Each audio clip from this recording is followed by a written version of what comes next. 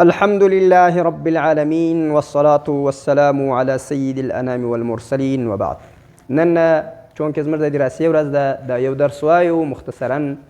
هغه دا ده چې په علمي دنیا کې اهل علم دا باید خپل اساسو ته په ځیر متوجه سي.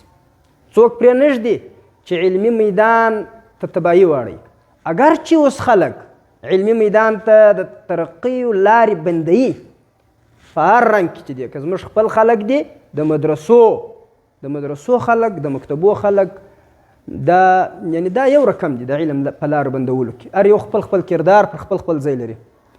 خو نن د مکتبو د خلکو دا یو ځای ته ځو، نن چا ته ځو؟ د مدرسو خلک دا رقم بندوي. بله د جلسه ده، پلانی مې راغوښتي، دا بیا د نور خلک چې بیا سره کښېني د دوی خو دغه ځای څه پلانی راغوښتی. دا په یوه آن کې تا پر خپله علاقه باندې 4-5 شهیدي ادا کړي. یوه دې دا شهیدي ادا کړي چې زما په وطن کې نه عملي نه علمي دونه سړی شته چې پر دا سټیج وګېږي. ځکه ما د ملتانه سړی راغوښتی، چې زما په ټوله علاقه کې که څه هم د هغه په ژبه خلک نه پوهېږي، نو ځکه ما د ملتانه سړی راغوښتی دي. زما په علاقه کې چش نشته، ملا نشته دلته، نه عملي میدان کې څوک لرم نه پدې. او دا په بل طرف باندې هغه ته د جاز ټکټ دی، د هغه سره بیا خادمان دي، دا ګرده د دا شي دپاره چې بیا هلته خلک سره وایي چې د دې جلسې له یې پلانی راغوښتی. بل که هغه یوه ناظم راغوښتي، بل یې متمم راغواړي، بل یې کیدای شي مؤسس راوغواړي. نو دا د علم د بندښت دپاره خپل. او په بل آن کې دا طالبانو ته دا دعوت دی چې زما د مدرسې ولاړ شه، دی یې ښه وایي. تا ته چې کوم استادان ویل هغه یې ناکي درته وایي، دی یې ښه وایي. او برته بیا خو هم ځین بده وایي زما د مدرسې طالبان هلته ولیځي. نو خو تا وراوستی دی دا چا وکړو؟ خو تا وراوستی دی نه. نو خود باید پسې ولاړ سي. او په کار دی چې دا طالبان هغه خلکو له ولاړ سي. زه خو دعوت ورکوم او په چغو دعوت ورکوم چې کوم خلک ته سټیج له رابلل کېږم هغو ته ولاړ سئ. هغه یې اصلي لایقان دي. که هغه نه وای لایقان، نو هغو ته چش کول چې ولاړو؟ هغه یې اصلي لایقان دي. ولاړ سئ کراچي ته، ملتان ته، لاهور ته، پنډۍ ته، اسلام آباد ته، پېښور ته. هغه ښه شیخان دي. د کوټې په ژبه چې ګایېږي، په دې کې ملایان نسته کولی، نو ته یې ته خپل خلکو ته ښکاره کړي وای. نو ټیم ولې ضایع کوئ؟ هېڅ ټیم باید څوک نه کړي ضایع. چې چېرې ښه علم دی هلته ولاړ سئ، خامخا ولاړ سئ، حتما ولاړ سئ، مه پاتېږئ. دا موږ ولې وایو؟ زړه مې درد کوي، وجود مې درد کوي، زړه مو درد کوي. د دې علم په خاطر مې زړه درد کوي. د بلې ژبې سړی یې راغوښتی دی، نه د مدرسې پر مفاداتو درته ګایدی سي، نه ستا د معاشرې په خبرو خبر دی، نه ستا د طالبانو ته دی توصیه لري. خلک یې په ژبه نه پوهېږي، څه ووایي هغه خواره کوي. نو خو زړه مې درد کوي ځکه وایم. دویم شی مکتبي دي. دویم شی څوک دي؟ مکتبي بیا څه کار کوي؟ د خپلې دوکاندارۍ دپاره د کتاب نوم اړوي. دا ډېر غټ جرم دی په علمي دنیا کې. یو مؤلف چې پر یو کتاب باندې کوم نوم ږدي، دی په دا نوم کې د دې کتاب پوره محتوا ظاهروي.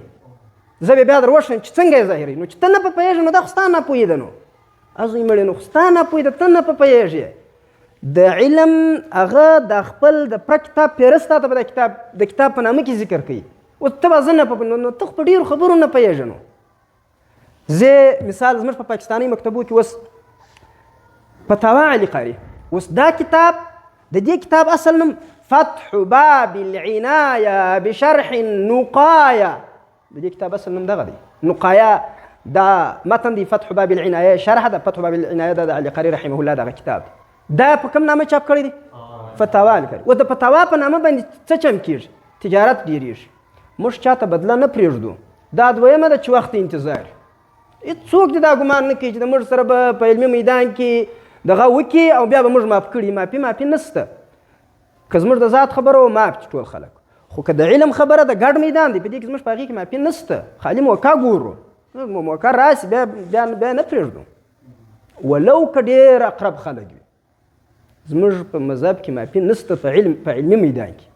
په علمي میدان کې که خپل دي که پردي دي، دا موږ ته یو رقم دي. هر څوک چې دښمني ورسره کوي د علمي محتوا راڅرخي، که د مکتبي والا دی، که متمم صاحب دی، که ناظم صاحب دی، که مدرسه ده، هر نوم چې پر ځان کښېږدي موږ د پردي سړي په نظر ورته ګورو، هېڅ خیال یې نه ساتو. که زموږ د ذات خبره هېڅ لا ولاکه ووایي، ځکه په ذات کې څه ناجایز را سره سوي دي، پر ډېرو مې ولاکه غږ کړی دی. خو چې کومې خبرې د علم دپاره رکاوټ دي، پر هغو باندې صبر موږ دپاره روانه دي، شرعا نه دی راته روا. نو ګورئ د هغې نه مې چش کي فتح باب العنایه بشرح النقایه. نقایه خو نو د نقایه قصه دی چش ته وایي دا ردي شیان یې دی کړي دي هغه اصل یې پرېږدي. دا ډېر بهترین کتاب دی. شیخ عبدالفتاح ابوغده رحمه الله وایي ما ته زما استاذ علامه زاهد کوثري رحمه الله د دې کتاب ډېر دغه وکړي. بیا ما ډېر تلاش وکړي بیا مې چیرې پیدا کړي بیا چاپ کړي دې نه ورواړه. او دا کتاب په دغه نامه ډېره ګټه کوله. خو هم دنیا د اوس پوهېږي نو دا کتاب په دا نامه په دې وجه ګټه کوله چې د کوثري صاحب او د عبدالفتاح ابوغده صاحب دا محنت ورسره ملګری وي. په دا نامه بیا علمي خلکو پېژني. دا کتابونه خو علمي خلک رانیسي.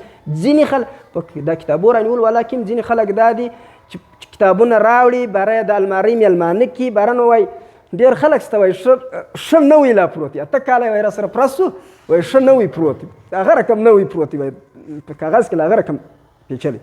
خو علمي خلک چې نیسي هغه یې پر د خپل نامه رانیسي. دویم کتاب سیر ائمة الاحناف. اوس نو د احناف لفظ دا تی دی وکړي ګورئ نن خو یو علمي جهان دی تی داسې وکړي دا احناف لفظ د اوومې صدۍ اخوا ته ګرځو وجود لري که نه لري. یو وردا وګورئ زما په ذهن کې دا راځي چې د احناف به د مخالفینو په دې وجه موږ دپاره استعمال کړی چې زموږ هجوه به بیانوي کړی دي. احناف نسته په اصل عربي کې دا مولد لفظ دی. دا چش دی زه بیریږم چې دا مشکل یې پکې ادا کړی دي. احناف نسته. دا د حنفي جمع حنفیه ده د شافعي جمع شافعیه ده د مالکي جمع مالکیه ده د حنبلي جمع حنبلیه ده یا حنابله دي. هغه دا رقم استعمالیږي. البته د حنفي جمع احناف دا قیاسي نه ده غیر قیاسي ده او مولده ده.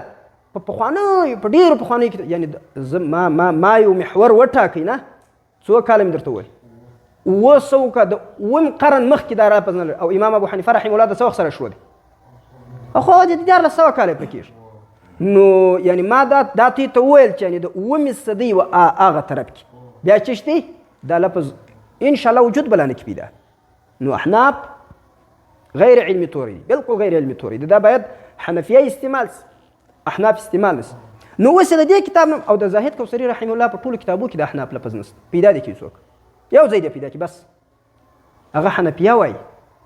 سیر ائمة الاحناف پر کم کتاب نوم یې شری هغه د 5 کتابونو مجموعه ده. اوس نو تی راسي په دې نامه او په دې نامه کې بیا سره وګورئ چې څونه فرق دی. حسن التقاضي بسيرة الإمام أبي يوسف القاضي. حسن التقاضي بسيرة الإمام أبي يوسف القاضي. أو الإمطاع بسيرة الإمامين الحسن بن زياد وصاحبه محمد بن شجاع الحسن بن زياد وصاحبه محمد بن شجاع محمد بن بسيرة الإمامين محمد بن زياد وصاحبه محمد بن شجاع. تدریس سره یې را به پکې ویلی سي دلته هم دا کیسه پکې دغه کېدلی سي خو بهرحال دغه یې نوم دی. او دا رقم امام کوثري رحمه الله چې بل کتاب لري د امام محمد ابن الحسن الشیبانی رحمه الله چې د امام صاحب په هغه ظاهر روایت د سره منقول دي هغه بلوغ الامانی بسيرة الامام محمد ابن الحسن الشیبانی. اوس دا شی سیر ائمة الاحناف دا محتوا دا ادا کولی سي. او دا رقم د امام ظفر رحمه الله په ترجمه کې کتاب لري لمحات النظر بسيرة الامام ظفر. او دا رقم کتاب لري د امام طحاوي رحمه الله په اړه باندې علامه زاهد کوثري رحمه الله الحاوي بترجمة الامام الطحاوي ابي جعفر الطحاوي. او دا رقم یو دا 5 مجموعه په دا سیر ائمة الاحناف کې سته. او پات نو د دې نوم ګرد نمونه پر ولیکه وروسته ورته ولیکه مجموع مؤلفات محمد زاهد کوثري دغه ورته ګرد نمونه باندې راوله. او بل د دې بل کتاب سته تذهيب التاج اللجيني بترجمة الإمام البدر العيني. دا د امام بدر الدين عيني رحمه الله ترجمه د دې لیکلې ده. او مشهور ده چې د دې یو دا کتاب هم سته د الاهتمام بسيرة الإمام ابن الهمام. خدا وایي مفقود ده. خدا زما فکر کې نه راځي چې دا به د کتاب وي. خو دې مفقود در اوسه پورې سوی نه دی په دې نامه باندې ده. ګورئ اوس دا کتاب د چا په نامه چاپ کړی دی سیر ائمة الاحناف په نامه. او دا رقم دا زموږ تی مشهوره دغه اب کې مسائل او رونکا حل دا په کوم نامه دی اوس فتاوی یوسفیه. ګورئ دا د کتاب مثال د مؤلف دپاره د مؤلف د زوی په مثل دی. هغه د ولد باقی دی تا قیامت نو د هغه نوم د ده د اجازته بغیر ته څوک چې بدلوي حق لري او د هغه د مرزا مخالف دا گویا کې ته د هغه پر عقل هم اعتراض لري د هغه پر فکر هم اعتراض لري یعنی دا ته چې ورته وضع کوې دا ښه دي ده چې کړی دي هغه دی نه په پوهېدی او بل محتوا د کتاب بیانوي د کتاب عنوان د هغه معنون محتوا بیانوي هغه غرض دې هم پکې پوت کړي نو د مکتبو والا چې دی هغه دغه کار دا غیر علمي کوي. اوس زه راځم پر دغه بحث باندې چې دا تسمیه د کتاب دا به هغه تسمیه ورکوي په هغه نامه به بولې چې کوم نوم مؤلف ورکړی دی. خو بیا هم بعضې کتابونه دا رقم دي چې هغه نمونه خپله مؤلف وربدل کړی. چا وربدل کړی؟ د تاریخ په اوږدو کې دا رقم کتابونه موږ لرو چې مؤلف په خپله د کتاب نوم وربدل کړي او یا متعدد نومونه خپله مؤلف باندې کښېږدي پر یوه کتاب. یعنی داسې کتابونه په تاریخ کې سته چې لس نمونه یې مؤلف ذکر کړي وای دا یې که یا دا که یا دا که څو نمونه؟ لس. چې مؤلف د کتاب نوم بدل کړی وي دا یوه موضوع ده او یا یې متعددو اسما باندې مسما کړی وي دا بله موضوع ده. نو چې مؤلف د کتاب نوم بدل کړی وي په دې کې زموږ سره په تاریخ کې زموږ د علم مطابق موږ دوه کتابه اوس فلحاله مخته لرو. یو تاریخ الاسلام د ذهبي رحمه الله دی. دا کتاب چې اول وار د ولیکي د دې نوم یې داسې کښېښوي تاریخ الاسلام وطبقات المشاهیر والاعلام. بیا یې څه پکې وکړي؟ تغییر یې پکې وکړي. بیا یې څه چم وکړي؟ دا د طبقات لفظ یې ووفیات ته واړوي.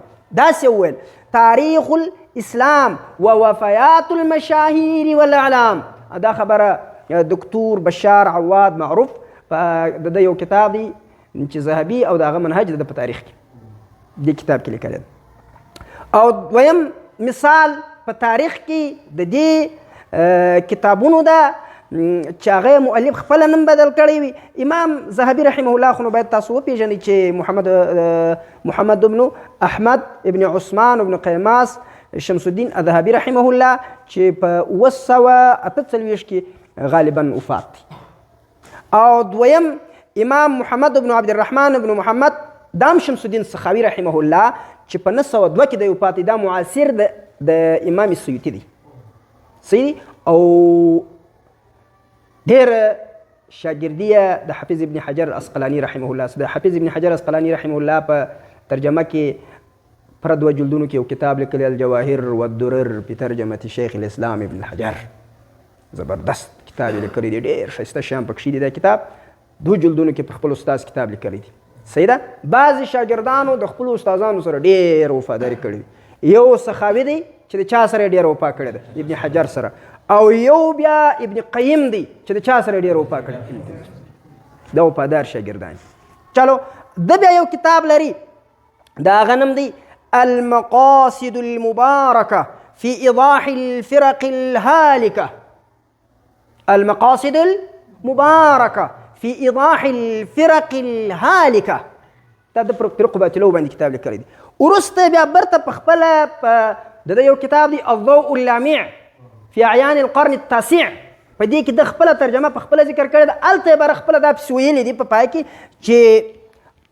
چې د ده نوم اوس دا سو رفع القلق والارق بجمع المبتدعين من الفرق. څه شی؟ رفع القلق والارق بجمع المبتدعين من الفرق. دا امام سخاوي رحمه الله په ضوء اللامع کې خپل کتابونه ذکر کوي. ضوء اللامع في اعيان القرن التاسع. په دې کې وایي چې زما یو کتاب هغه دغه دی المقاصد المبارکه في ایضاح الفرق الهالکه. وروسته باره وایي بیا ما د دې نوم وربدل کړي بل استقر اسمه بلکې اوس د هغه نوم دا سو چې سو رفع القلق والارق بجمع المبتدعين من الفرق. رفع القلق والارق بجمع المبتدعين من الفرق. د فرقونه دا هغه کتابونه دي چې مؤلف یې نوم وربدل کړي. او یو قسم بیا دا کتابونه دي چې مؤلف 2 نمونه 3 نمونه 5 نمونه 10 نمونه خپله یې پر کښېږدي. د مثال په توګه زموږ ستاسو په علماو کې یو حنفي عالم دی ډېر زبردسته کتاب یې لیکلی دی ابوالفضل محمد خلیل بن علي المرادي رحمه الله. سلك الدرر في اعيان القرن الثاني عشر. تی لري دا کتاب مولوي نصر الله صاحب چې دا کتاب لري په انعام کې ما ورکړی. بالکل په انعام کې ورکړی دی. دی په دوره حدیث کې اول نمبر رالی، نو بیا دا کتاب شاوخوا په 15,000 د 15,000 څخه زیاتو بیا ما په انعام کې ورکړي. سم سخي موړ ملا یم، مسکینې خبرې نه کوم. سلك الدرر في أعيان القرن الثاني عشر. د دې په مقدمه کې دی وای داسې وای سميته أخبار الأعصار في أخبار الأمصار. چشه؟ أخبار الأعصار في أخبار الأمصار. أخبار الأعصار ده عصر جمع ده، في أخبار الأمصار ده مصر جمع ده. وای دا چې ذکر کی بیا وای ويليق ان يسمى سلك الدرر في اعيان القرن الثاني عشر. الته د خپل د دوه نمونه خو شهرت په سلك الدرر پیدا کړي. دا بل نه مګر چا ترمان میژ نه چې سم دم چا کتاب کتلی نه کتاب بنوم په وجدو غوري الكتاب لا يعطيك سره حتى تطالع كله. کتاب در هغو خپل راز تا ته نه درکوي تر څو چې ته د ګرد وانړې، بلکې ډېر کتابونه چې ډېر واری واړی بیا راز درکوي. د ډېرو کتابو دا هم یو دنیا ده، دا هم یو عالم دی. د خلک چې وایي دا کیفیتونه د هیئتونه دا خاص پر تصوف پورې ده، دغسې نه ده. هر شی کیفیات لري، هر فن دپاره د کیفیاتو خپله یو اندازه شته. په هر فن کې بیا داسې نادرې مخ ته راځي چې خو مازې دا ده چې د دوی توجه په هغه کې دغه رقم دغه ټول کار توجهي دی، نو د توجه په دغه باندې کېږي. دلته هم ډېر څه شته، د کتابونو پر رازو معلومول کې هم ډېر څه شته. خو بهرحال دا یو کتاب دی. او دویم کتاب چې دغه لیکلی دی ابو اسامه عبد الله بن محمد بن ابي بكر العياشي رحمه الله. دا په 1090 کې دی. د کتاب ولیکي مسالك الهدايه الى معالم الروايه. مسالك الهدايه الى معالم الروايه.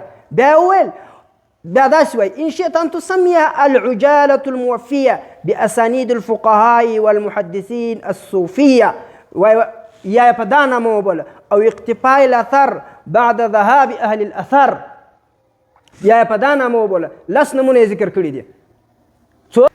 او بل هغه کتاب چې مؤلف په متعددو نمونو باندې ذکر کړی وي هغه زموږ ته معروف مشهور کتاب دی شفاء السقام في زيارة خير الأنام د علامه تقي الدين السبكي رحمه الله. د کتاب نوم اول وار دی ذکر کړی، اول وار ما پر کتاب باندې ما شن الغاره على من انكر سفر الزياره. شن الغاره حمله کوي پر هغه چا باندې چې څه چم کوي د سفر د زیارت څخه انکار کوي. انو اول هغه نوم پرېښی دی، بیا یې دا نوم بدل کړی دی. څه شی پرېښی دی؟ شفاء السقام بزيارة خير الأنام. أو بل يو كتاب ستا العباس بن إبراهيم السملالي لكلي دي. عباس بن إبراهيم السملالي ده يو كتاب لكلي الإعلام بمن حل بمراكش وأغمات من الأعلام. شو الإعلام بمن حل بمراكش واغمات من الاعلام. اغمات او مراکش ته چې کوم غټ غټ خلک داخل سوي. او بیا د دې کتاب په خپله مقدمه کې 10 نمونه ذکر کړي وي. په دې هر نوم چېرته یادوي په هغه یاد. الاعلام بمن حل بمراکش واغمات من الاعلام. صحیح سو. او دا رقم دا د ابن تیمیه په کتابونو کې هم دا شی بیخي ډېر دی چې د یو کتاب نوم د متعدد طرز باندې ذکر کی. او بل دغه د ابو الحسن علي ندوي رحمه الله د پلار چې کوم کتاب دی عبد الحي اللکنوي الاعلام بمن في تاريخ الهند من الاعلام. د دې خپل نوم نزهة الخواطر وبهجة المسامع والمناظر. نزهة الخواطر وبهجة المسامع والمناظر. او بل کله کله داسې وکي انسان لکه عبدالفتاح ابو غدار رحمه الله د بعضو کتابونو نومونه بدل کړي دي د مؤلفینو په اجازات. قواعد في علوم الحديث دا هلته دکې لیکلي چې دا ما دا رقم ورته ویل دا چې توری بدل کړي هغه توری یې مرښولی. یو ځای داسې سوي دي. شیخ الاسلام حافظ ابن حجر عسقلاني رحمه الله ته هغه دغه شبیر احمد عثماني که ظفر احمد عثماني په دې دوه کتابو کې د زما الله تعالی جل جلاله غاړې نه پابندوي، اوس مستحضره نه ده راته په دې دوه کتابونو کې په یو کتاب کې دی هغه وایي چې ابن تیمیه د تحاوی د پښو خاورو ته نشي رسېدلی. ابن تیمیه د تحاوی د پښو خاورو د بیا ما مؤلف ته خط راواستوي، حال مې ورته وکړي چې ګوره تا خو د ابن تیمیه په اړه باندې دغه خبره وکړله چې دا د عباره ورته وایي موږ د ابن تیمیه د پښو خاورو ته د شیخ الاسلام ابن تیمیه د پښو خاورو ته موږ نسو رسېدلی. نو وایي زما درته اجازه ته دا خبره څه په وکړه د بیا هلته ارته عبدالفتاح ابو غدار رحمه الله په دا تعلیق کې دا خبره چې دا لیکلې ده. نو چې کومه کلمه بدلیږي، کوم ځای بدلیږي، کوم نوم بدلیږي، دا د مؤلف د اذن سره سره هم بدلیدلی سي. دا هم یوه د علمي دقیقو موضوعګانو نه ده چې دا هم په علمي باب کې یوه تیاره خپروي. نو د دې موږ مکتبو والا څه انتهایي په عاجزانه توګه باندې دا درخواست کوو چې پروا نه کوي. انشاءالله دا بله کم هم ستی تجارت موږ در کامیابه کوو، کار موږ ورته کوو، خو ته یې مه بدلوئ ځکه یو عظیم علمي خیانت دی، یو عظیم علمي خیانت دی. سبحان ربک رب العزة عما یصفون.